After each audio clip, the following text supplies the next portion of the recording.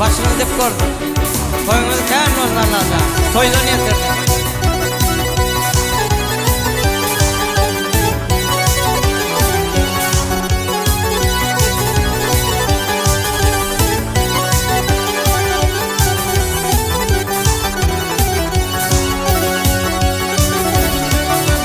Ak yüzünü kara zülfün fınani Dava edip cenban başladı yer bilen Alemi yanlara bilbilen gari Meğer de söylemiş bağda bülbülen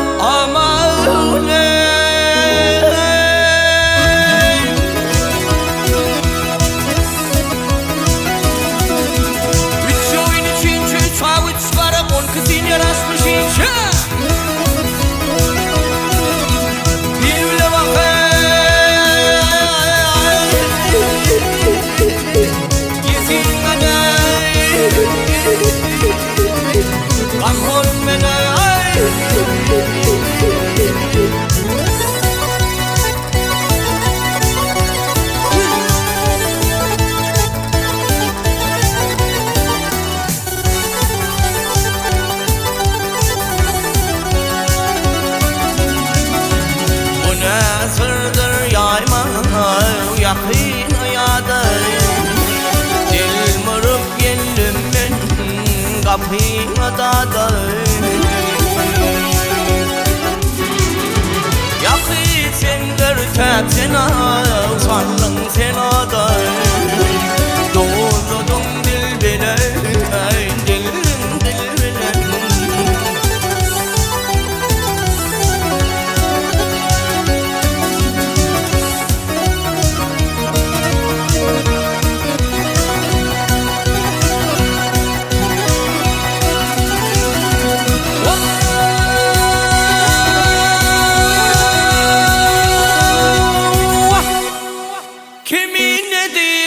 Kimin nedir yeşil benim falaylıma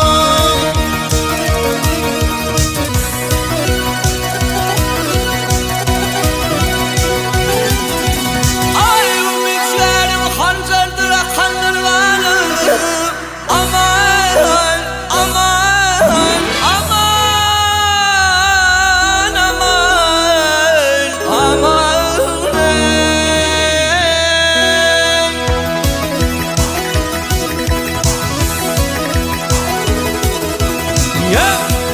Sen